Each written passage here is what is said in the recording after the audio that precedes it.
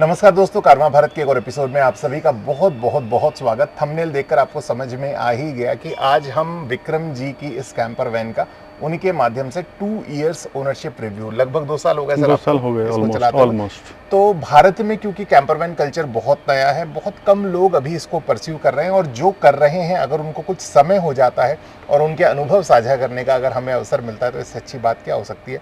तो सर बहुत बहुत स्वागत सबसे पहले तो। थैंक यू, आपका भी बहुत श्रीनगर में स्वागत, हमारे घर में स्वागत है आपका। सर सबसे पहला प्रश्न है कि एज अ बेस व्हीकल आपने सेलेक्ट किया टेम्पो ट्रैवलर को, कितने सेटिस्फाइड आप इससे हैं और क्या कारण थे कि आपने टेम्पो ट्रैवलर सेलेक्ट किया? देखिए, टेम्पो ट्रैवलर से बेटर कोई व्हीकल इस टाइम, करेक्ट, या जब मैंने ली गाड़ी है जी, कोई मुझे दिख नहीं रही थी मुझे जी, और ये सेगमेंट चलाने में आसान है जी, बजाय ट्रक के। करेक्ट। ट्रक को प्राइवेट पास कराना एक ज़्यादा डिफिकल्ट काम है, टेम्पो ट्रैवलर प्राइवेट पासिंग हो मतलब जाता एक फैक्टर हो गया रजिस्ट्रेशन, रजिस्ट्रेशन एक हो गया, फैक्टर हो गया ease of driving, ease of driving, जी, और तीसरा वाइडर बॉडी की स्पेस करेक्ट, जो कि दूसरी गाड़ियों में नहीं मिलती है, नॉर्मल वाली टेम्पो ट्रैवलर में नहीं मिलती है जो। करेक्ट। तो यूं लगा कि टेम्पो ट्रैवलर, वैसे भी मुझे लगता है कि भारत में बहुत और कोई विकल्प नहीं है, ज़्यादा विकल्प नहीं है, मतलब विकल्प नहीं है, इसलिए टेम्पो ट्रैवलर एक अच्छा ऑप्शन था। तो दोस्तों मुझे लगता है ये तो हो गई बेस व्हीकल की बात। बाकी सारी जो इसकी टेक्निकल कॉन्फ़िगरेशन है वो तो आप ऑनलाइन जाके, ये सर आपका मॉडल कौन सा है? 3350 wider body, 3350 T2 shell wider body. तो इसकी शेष स्पेसिफिकेशन हम बहुत ज़्यादा समय नहीं लगाएंगे, आप ऑनलाइन जाके चेक कर सकते हैं। सबसे पहले सर अंदर चलते हैं और ये देखते हैं कि आपने इसका स्पेस मैनेजमेंट कैसे किया है। ठीक है सर, आइए प्लीज। तो चलिए सर, स्पेस मैनेजमेंट समझने के लिए जैसा आपने कहा एक बार अंदर चलते हैं, अंदर चलिए, देखते हैं। आइए, स्वागत है आपका। क्या बात है, बहुत बार हो चुका है। हाँ जी जी, सिर बचा के आइएगा बस। आज जो लोग नया देख रहे हैं आपकी वैन को जी, उनका स्वागत है कि अरे वो भी क्या बात वर्चुअली है। इसमें एंटर कर रहे हैं। क्या बात है। तो जी बस ये हम अंदर आ चुके हैं और सर अंदर से तो वाकई बहुत खूबसूरत लग रहे हैं 2 साल बाद भी। सर साफ रखते हैं सर, सफाई करनी पड़ती है सर। सर सबसे पहला प्रश्न, इन टू इन आपके पास अदर देन ड्राइविंग एरिया कितना स्पेस लगता है? देखिए, जहाँ आप खड़े हैं इस टाइम जी, वहीं से उसके पीछे सारा ड्राइविंग एरिया है। यहाँ से हम ले लें, ये यहाँ से इस हाँ से जी, ये ड्राइविंग एरिया है और ये मेरा किचन का साइड है। पहले हम किचन को देखते हैं हम जी। एक बार सर टोटल अगर स्क्वायर फुट पहले आप टोटल सर ये करीब 10.5 फुट सर इसकी ऐसे लेंथ हमें मिल जाती है ड्राइविंग एरिया छोड़ के, ठीक है, और 6.5 फुट हमें ये ऐसे चौड़ी मिल जाती है गाड़ी ठीक ये, है। क्योंकि ये वाइडर बॉडी है ये। ठीक है। तो और जो दूसरी वाली आती है वो 5.5 फुट मिलती है। अच्छा, वो एक जो फुट 1 फुट इससे कम मिलती है नॉर्मल वाली गाड़ी। तो एक एक सेगमेंट करके सर देखते हैं स्पेस मैनेजमेंट। सबसे पहले ये देख लेते हैं कि आपका किचन कितने स्पेस में आ गया। मैं उस साइड आ जाता हूँ और आप इस साइड जी। तो ये हमने साइड चेंज कर ली जी। ठीक है सर, एक बार किचन अपन चेक कर लें जी। तो मेरे किचन में जी मैंने देखिए क्या किया हुआ है, इसको मेरा ये पार्ट किचन के यूज में आता है। ठीक है। ये मेरी वॉशिंग मशीन है, जैसे सबको पता होगा मैंने वॉशिंग मशीन लगा के रखी है। ठीक है। तो ये काउंटर हमारा एज ए सामान रखने के काम आ जाता है, बट जनरल किचन मेरा जो है इतना ही है। ठीक है। तो इसकी मैं चौड़ाई अगर नापूं मैं, तो ये देखिए 2 फुट इसकी चौड़ाई है मेरे काउंटर की, किचन काउंटर की। और यहाँ से मैं अगर नापूं पूरा यहाँ तक जी, तो ये करीब 70 इंच मेरा है। 70 inch including washing machine? Including washing machine है। वॉशिंग मशीन सर मैं 2 फुट इसमें से अगर मैं कम कर दूं जी, तो ये 26 इंच मेरा वॉशिंग मशीन एरिया ले रहा है मेरा। ठीक है। 26 इंच ले रहा है और मेरे पास जगह बच जाती है सर 44 इंच। 44 इंच किचन के लिए जगह बन जाती है। ठीक बात है।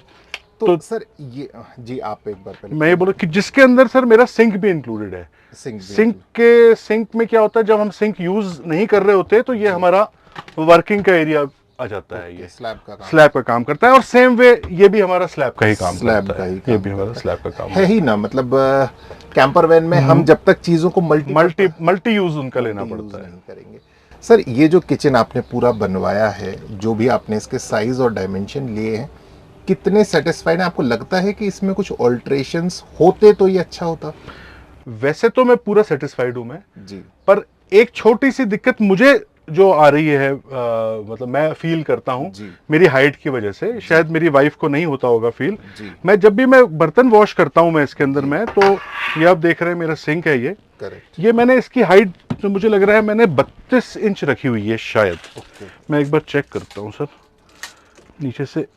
हाँ सर, 32 इंच इसकी हाइट है। ठीक है। वैसे काउंटर्स की 32 इंच हाइट आइडियल होती है। करेक्ट। पर इसमें मुझे सिर्फ दिक्कत क्या आती है, जब मैं कोई भी बर्तन आप लीजिए, जैसे मुझे वॉश करना है, कुछ भी मुझे वॉश करना है, तो मुझे झुकना पड़ रहा है इसके अंदर, जिससे मेरी बैक को थोड़ा सा स्ट्रेस आ रहा है थोड़ा सा। तो अगर मैं इसको 3 ही फीट, जो मैंने ये इसकी हाइट रखी है वॉशिंग मशीन की, अगर मैं पूरा ही 3 फीट रखता इसको, तो मुझे शायद वो दिक्कत नहीं आती। तो सर कुल मिला के अपन क्या माने कि अगर किसी को अपना किचन टॉप बनवाना है या बनाना है, तो हाइट आइडियल क्या होनी चाहिए? सर आइडियल हाइट 32 इंच होती है। ठीक है। बाकी आदमी के हिसाब से अगर 6 फुट का आदमी है जो अंदर यूज कर रहा है, तो उसको थोड़ा सा मेरे हिसाब से ऊंचा कर लेना चाहिए। मतलब जो हमारी हाइट, जो भी उसका यूजर है, एक्चुअल यूजर है, उस स्लैब को जो सबसे ज्यादा यूज करने वाला है, उसको खड़े होके चेक करना चाहिए कि मैं कंफर्ट जोन में, बिल्कुल, मान लीजिए रोटी बेलनी है, मान लीजिए कुछ बनाना है, तो मैं कितने कंफर्ट में आ रहा हूँ। और सिंक में भी जो आपने बोला बर्तन वाला, ये मेरे साथ भी आता है थोड़ा सा हाइट वाला कंसर्न। सर भारत में क्या है सर, 32 इंच स्टैंडर्ड साइज इसलिए है क्योंकि किचन में महिलाएं होती हैं, और महिलाओं की हाइट 5.5 फुट, 5.25 5.5 फुट होती है महिलाओं की हाइट, तो 32 इंच इसीलिए स्टैंडर्ड बना हुआ है। मतलब आप ये इनडायरेक्टली कहना चाह रहे हैं कि कैंपर वैन जब आप लेके जाएं तो पुरुषों को भी काम करना पड़ेगा, बर्तन पुरुषों को ही मांजने पड़ेंगे। तो ये है कहानी। बाकी सर एक बार शेल्फ्स जो आपने इसके कैबिनेट्स बनाए हैं जी, तो स्टोरेज को कैसे मैनेज किया, कितना वो आपकी रिक्वायरमेंट्स को फुल? जी मैं बताता हूँ। मेरा स्टोरेज जो है इसके अंदर किचन के अपोजिट भी है, वो हम बाद में आएंगे। पहले जो किचन साइड स्टोरेज है मेरा, वो आपको मैं दिखा देता हूँ। ये पहले मेरे सारे इसके अंदर चम्मच वगैरह कटलरी सारी आ जाती है इसके अंदर, पहले वाले के अंदर।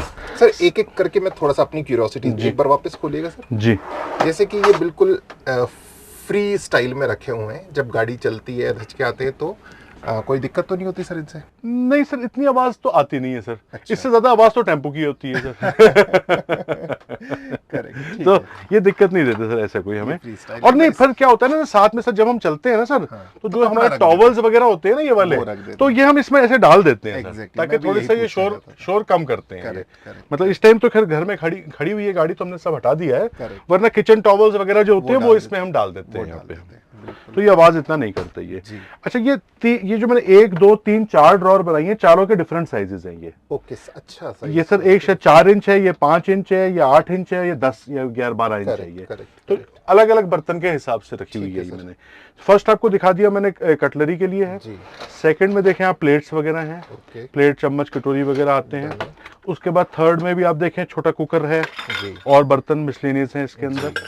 और जो सबसे नीचे वाला है, इसमें बड़े बर्तन हो गए आपके, जैसे भगोने वगैरह हो गए आपके, पतीले वगैरह हो गए, आप वो रख सकते हैं इसके अंदर। आपने जब ये पहले मैं आपको बोल रहा था, मैंने सिर्फ एक गलती आप मानो या जो जिसको मैंने बनाने को दिया था, मुझे ये वाले नहीं लगाने चाहिए थे। अच्छा। जो ये लगाए ना सर SS के, ये इसकी जगह अगर हम लकड़ी ही लगाएं जी, ये जो आप सब देख रहे हैं ये सारे जो ये लगे हुए हैं, जो किचन जो घरों में जनरली लग के आते हैं ये, तो इसकी जगह अगर हम वुड का ही बनाते ना, क्योंकि क्या होता है इसमें रैटलिंग ज्यादा होती है आवाज। अच्छा। इसमें क्या है, ये इसमें ज्यादा टकराएगा ये बर्तन। करेक्ट। तो अगर ये वुड का होएगा तो वुड क्या है, वुड एब्जॉर्ब भी कर लेती है, साउंड एब्जॉर्ब कर लेती है। तो हो सकता है बाद में, वैसे दिखने में अच्छा लग रहा है ये, पर प्रैक्टिकल ज्यादा वुड का है। मैं एग्जैक्टली यही प्रश्न पूछ रहा था कि ये आपने लगवाए तो पहले तो क्या ये वही फिटिंग्स हैं जो नॉर्मल घर में, जो घरों में लगती है, ये वही है। और आप इससे कितने सेटिस्फाइड? मैं सेटिस्फाइड हूँ, बट अगर कभी चेंज करने का मन करा तो मैं इसको वुड के ही पूरे करवा दूंगा, प्लाई के करवा दूंगा। सर ये लॉक्स जो आपने लगाए हैं इसमें, ये कहाँ से उपलब्ध, मतलब ये आपके फैब्रिकेटर नहीं दिए थे? ये सर फैब्रिकेटर ही लाया था, बाकी हमने मतलब मार्केट से सर्च किए तो हमें मिल गए। ये बड़े अच्छे लॉक्स हैं। हम ये ऊपर का इसको लॉक कर देते हैं और फिर ये एक के बाद एक सारे लॉक हो जाते हैं जी, और फिर ये नीचे से बंद हो जाता है ऐसे।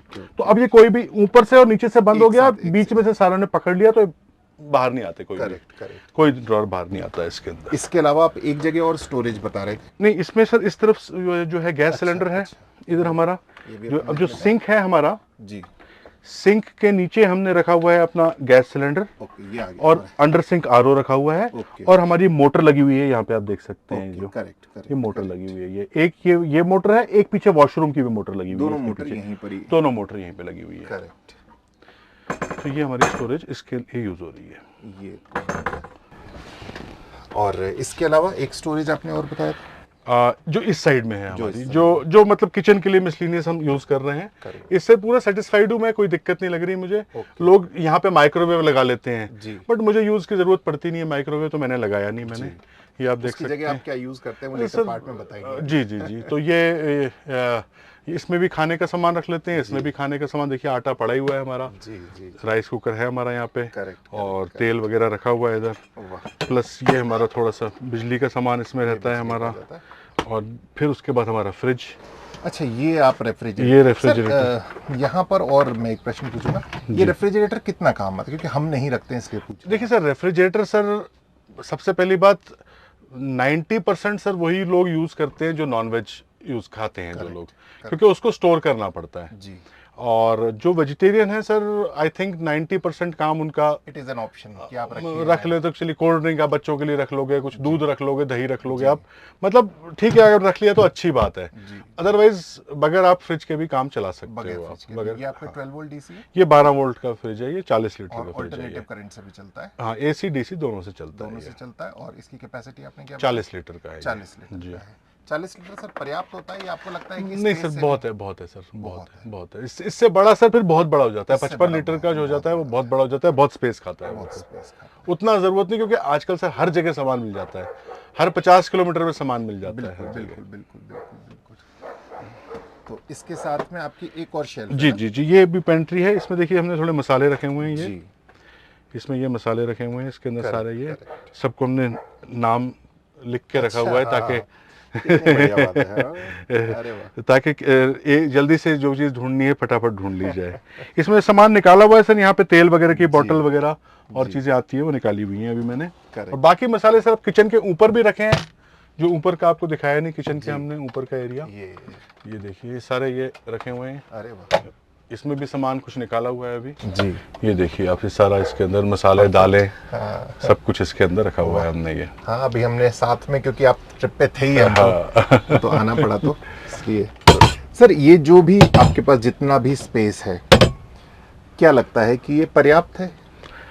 सर लोगों ने क्या किया है, कई जो कैंपरमैन है सर, उन्होंने सर 4 के हिसाब से डिजाइन किया है इनको, क्योंकि परिवार होता है, हस्बैंड वाइफ हैं, 2 बच्चे हैं जी। तो हमारे भी बच्चे तो हैं, पर अब वो बड़े हो गए, उनका जीवन थोड़ा सा अलग हो गया है, वो जरूरी नहीं है हमेशा हमारे साथ चलें जी। एक आध बच्चा कभी आ जाता है, तो हम 3 लोग सो जाते हैं यहाँ पे जी। तो बट ये 2 के लिए बहुत आइडियल है, किचन का जो स्पेस है ये परफेक्ट, सब बिल्कुल सब आइडियल है, 2 लोगों के लिए बिल्कुल आइडियल है। ठीक है सर, इसके बाद मुझे लगता है भोजन कर लिया तो नींद आएगी, बिल्कुल तो एक बार सोने का स्पेस देख लो, तो आप इधर आइए, स्थान परिवर्तन करें।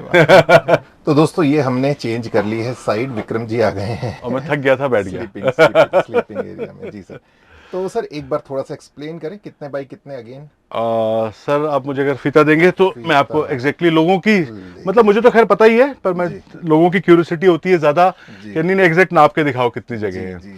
तो जनरली लोग क्या करते हैं, 4.5 फुट चौड़ाई का बेड रखते हैं, करेक्ट, पर हमें खुला सोने की आदत है, और कभी कभी हम 3 भी सो जाते हैं इस पे, तो मैंने इसको 5 फुट मैंने इसको ऐसे चौड़ाई में रखा है। आपके विवाह को वो तो पर्याप्त हो गया, तो दूरी डिस्टेंस बना के रखते हैं। तो देखिए, अगर आप देखेंगे तो ये जो गद्दा है इसमें लगा हुआ, मैं गद्दे के एज पे लगा रहा हूँ इसको जी, और ये देखिए आप, ये देखिए 5 फुट जगह मुझे पूरी इसमें मिल रही है यहाँ पे, ये देखिए आप 5 फीट ये आ गए हमारी, ये 5 फुट जगह है इसके अंदर, 5 फीट चौड़ाई। ठीक है सर, क्योंकि ये वाइडर बॉडी है, तो इसमें हम ईस्ट टू वेस्ट हम सो सकते हैं, करेक्ट, हमें ऐसे सोने की जरूरत नहीं है इसमें। और ऐसे अगर हम देखें, ये जो इसमें अगर कोई लंबा हो आदमी 6 फुट से ऊपर, तो ये इसके जो ये पीछे के बैक्स हैं ये रिमूव हो जाते हैं सर, जस्ट ये ऐसे ही लगे हुए हैं, ये ऐसे चिपके हुए, वेलक्रो से चिपके हुए हैं, तो आपको 2-2 इंच जगह और मिल जाती है। तो अगर मैं इनके साथ नापूंगा इसको मैं, क्योंकि सोते टाइम आप इसको हटा सकते हो, आप इसको आराम से, आप इसको अगर मैं इनके साथ नापता हूँ इसको सर, तो आप ये देखिए 6 फुट जगह सर पूरी मुझे मिल रही है इस टाइम। ओके, और अगर वैसे देखें तो 6 फुट 4 इंच, 6 फुट 4 इंच मुझे आराम से जगह मिलेगी, 6 फुट 4 इंच के 6 फुट 5 इंच जगह मुझे मिलेगी, क्योंकि 6.5 फुट इसकी हमने नापी थी चौड़ाई, 6.5 फुट है इसकी, तो 6.5 फुट का मतलब हुआ कि एक आध दिन चली गई होगी पीछे प्लाई वगैरह के अंदर, तो बाकी 6.25 फुट 6.25 फुट आराम से सब मिलेगी हर जगह। ठीक है सर, आपने बताया कि आप भाभी जी और कई बार एक दो बच्चे मतलब एक बच्चा तो आ ही जाता है इसमें कई बार हमारे साथ। तो 3 लोग आप इसमें कंफर्टेबली 3 लोग सो जाते हैं इसके ऊपर। हाँ, 3 लोग सो जाते हैं इसके ऊपर। इसके नीचे का स्पेस मैनेजमेंट जो आपने किया वो कैसे किया सर? इसके नीचे सर सबसे पहले तो ये जो बेड है सर, ये स्लाइडिंग पे है। ओके। ये सर ऐसे गद्दी उठाएंगे हम जी, और ये स्लाइड हो जाता है सर। ओके। और इसके 2 कुशन्स और हैं, वो यहाँ बीच में आ जाते हैं, तो ये पूरा बेड बन जाता है। बड़ा सिंपल तरीका है, कोई ज़्यादा इसके अंदर रॉकेट साइंस है ही नहीं इसके अंदर। और ये गद्दी हटा के ये इसके नीचे स्पेस है। ओके, ये आप देख सकते हैं। ओके, इसको ऐसे कैसे उठा लिया तो ये देखिए स्पेस का, ये स्पेस है, एक्स्ट्रा सामान रखा हुआ है। ये हाँ, तीनों के नीचे है। यहाँ का और यहाँ का हम अंदर से एक्सेस कर सकते हैं जी। और जो यहाँ के नीचे जो स्पेस है ये हम बाहर से एक्सेस कर सकते हैं जी। ये हम बाहर से एक्सेस कर लेते हैं। ठीक है ना सर? ये वाला यहाँ का हो गया। क्योंकि जी, हमारा भी जितना अनुभव है, मुझे लग रहा है आपका बेड बहुत ही आइडियल स्थिति में है, क्योंकि उसकी बैक ओपनिंग भी आपको मिल रही है जी, और हेड ग्रूम भी आपको बहुत अच्छा मिल रहा है। बहुत अच्छा मिल रहा है, मतलब हमें कभी दिक्कत नहीं होती है। हाँ, मतलब वो चक्कर नहीं है थोड़ा सा सफोकेटिंग आपको? नहीं नहीं नहीं नहीं, ये देखिए ये यहाँ का है, ये दूसरा है, ये देखिए इसमें भी है, ये देखिए स्पेस आ गया। ओके, इसमें भी सामान पड़ा हुआ है। ये आरओ हमारा जैसे बताया था मैंने, आधा नीचे लगा हुआ है, आधा यहाँ लगा हुआ है। Okay okay okay, correct sir. ये जितना भी स्पेस आपका है आपके बेड के नीचे जी, तो स्टोरेज के हिसाब से आपको पर्याप्त लगता है? सर नीचे तो हम मिसलिनियस आइटम रखते हैं जो कि हमें बहुत कम चाहिए होता है। जैसे एक्स्ट्रा चीनी है तो वो डाल दी नीचे, एक्स्ट्रा आटा है तो नीचे डाल दिया, एक्स्ट्रा राइस डाल दिया नीचे, एक्स्ट्रा सिलेंडर है नीचे रख दिया एक हमने। इसलिए हम बहुत कम खोलते हैं। बाकी कपड़ों की स्टोरेज के लिए हम ये दोनों और ये दोनों शेल्फ, और एक आपको आपके पीछे दिख रहा होगा बहुत बड़ा शेल्फ है, वो ड्राइवर सीट के ऊपर है, वो ड्राइवर सीट के ऊपर। तो वो I think this is enough. बहुत इतने कपड़े बहुत हैं हमारे लिए। Correct correct sir. कूलिंग के लिए मुझे आपके ठीक सिर के ऊपर दिख रहा है एक एसी। कैसा परफॉर्म किया इसने, क्या प्राइस है इसका? सर ये डोमेटिक का एसी है ये। ओके। इससे हमने एक जानने वाले थे उनके थ्रू परचेज किया तो थोड़ा हमें चीप पड़ गया ये जी। पर ये 1.5 लाख के आसपास का है एसी। ये सस्ता पड़ा तो भी हाँ सर, 1.5 लाख के आसपास का है। बट चाहे तो आप नॉर्मल एसी भी लगा सकते हैं। क्योंकि मुझे थोड़ा सा लुक्स वाइज अच्छा लग रहा था ये, तो मैंने ये ले लिया ये वाला। कूलिंग वगैरह हाँ, ये सर पावर से चलता है, एसी से चलता है। जब इसको ग्रिड एसी मिलती है तब चलता है ये। ठीक है सर। पर ये वाला गाड़ी के साथ चलता है सर। ओके, ये वाला आपका गाड़ी के साथ चलता है। ठीक है ना सर? तो मुझे लगता है ये स्पेस परफेक्ट है। एक और जो इम्पोर्टेंट फैक्टर आता है वो है वॉशरूम। आपने क्या साइज लिया और क्या क्या चीजें इंस्टॉल की और कितने सेटिस्फाइड है, एक बार आ जाए जी जी। तो ये है जी वॉशरूम हमारा। स्पेस आ गया जी। ये देखिए, इसको मैं अगर वॉशरूम हम चाहे तो 1-2 इंच बड़ा भी कर सकते थे, पर फिर मुझे यहाँ पे स्पेस कम हो रही थी मेरे फ्रिज के लिए और उसके लिए। तो मैंने इसको, अगर आप बॉडी कर्व में होती है, ऊपर से हाइट, ऊपर से चौड़ाई और नीचे से चौड़ाई में फर्क होएगा। तो अगर मैं सेंटर से ऑलमोस्ट लेता हूँ तो ये 30 इंच है अंदर ही अंदर। ठीक है, मतलब नीचे खड़े होने की स्पेस जो है, हाँ, समझ लीजिए आप, पॉट पे बैठने की स्पेस भी अपने को 30 इंच मिल रही है। 30 इंच मिल रही है, बहुत, वो पर्याप्त है, वो मतलब वो बहुत है, वो पर्याप्त है वो 30 इंच। नहाने के लिए थोड़ा सा टाइट पड़ती है जगह, पर जब कैंपरमैन में हो तो आपको इतना तो मैनेज आपको करना ही पड़ेगा। आपको इतना मैनेज करना। 30 इंच ऐसे आ गए। और हम अगर इसकी लेंथ नापेंगे बाथरूम की तो 41 इंच बाहर आ रहा है, समझ लीजिए आप। 40 इंच आप मोटा मोटा मान के चलिए, 40 इंच है ये। 40 इंच है, 3.25 फुट हो गया ना, मैंने 3.25 फुट से कुछ निकलता वही हो गया ये। और सर आपने इसमें ये जो पॉट लगाया है, कौन सा वाला लगाया? ये सर अपना जो एरोप्लेन में लगता है सर। अच्छा, ये एक बार मैं दिखा देता हूँ जी। ये है जी। तो ये बैटरी ऑपरेटेड मरीन टॉयलेट है ये। करेक्ट। इसमें मोटर लगी हुई है, जो मोटर लगी है सक्शन के लिए, मोटर एक है और एक दूसरी मोटर है जो पानी सप्लाई करती है इसको। करेक्ट। 2 मोटर लगती हैं इसके अंदर। सर कभी भी ऐसा हुआ कि इसने मिस फंक्शन किया? नहीं, आज तक नहीं। अभी तक नहीं। 2 साल में आज तक तो नहीं किया इसने। तो ऑल वेल, मुझे लगता है एक बार भी नहीं किया। साइज से कितना सेटिस्फाइड है सर? मैं साइज बड़ा होता तो अच्छा होता, पर क्योंकि जगह छोटी है तो जी इससे बड़ा क्या लगा। मतलब कंजेस्टेड नहीं लगता? नहीं, कंजेस्टेड नहीं लगता। मतलब अगर आप घर से कंपेयर करोगे तो छोटा है ही है, बट ठीक है, जो काम के लिए है वो काम करता है। सर मोटी मोटी बात, मुझे लगता है हमने आपके 2 साल का अनुभव जाना। पर तो भी मुझे लगता है संसार में ऐसी कोई चीज नहीं है जिसके नेगेटिव्स और पॉजिटिव्स परफेक्ट कुछ नहीं होता। परफेक्ट कुछ नहीं होता। तो क्या प्रोज एंड कॉन्स आपको लगे इस फैन के? देखिए, प्रोज एंड कॉन्स वेरी करते हैं पर्सन टू पर्सन। करेक्ट। अगर एक आदमी को सिर्फ कार चलाने की आदत है तो हो सकता है उसको ये भारी लगे, गाड़ी हैवी लगे ये। पर मैंने देखा, मैंने भी जिंदगी में कार ही चलाई थी, मैंने कभी टेम्पो चलाया नहीं था, मैंने एसयूवी चलाई थी मैंने। बट 3-4 दिन चलाने के बाद मुझे ये गाड़ी चलाने में ईज ऑफ ड्राइव लगा मुझे। इसके अंदर ऐसी कोई मुश्किल नहीं लगी, ट्रक से आसान है चलानी है। ये इसका एक प्रोज है, ये एक प्रो है इसका एक। और दूसरा सबसे बड़ा प्रो इसका ये है कि ये गाड़ी बाहर से देखने में एक नॉर्मल गाड़ी लगती है, कहीं भी इसको कोई तंग नहीं करता, इसको कोई रोकता नहीं पुलिस वाला, एक नॉर्मल गाड़ी लगती है ये चलने में। और दूसरा प्रो इसका, कौन मैं अगर आपको बताऊं, एक इसके टायर साइज थोड़े छोटे हैं।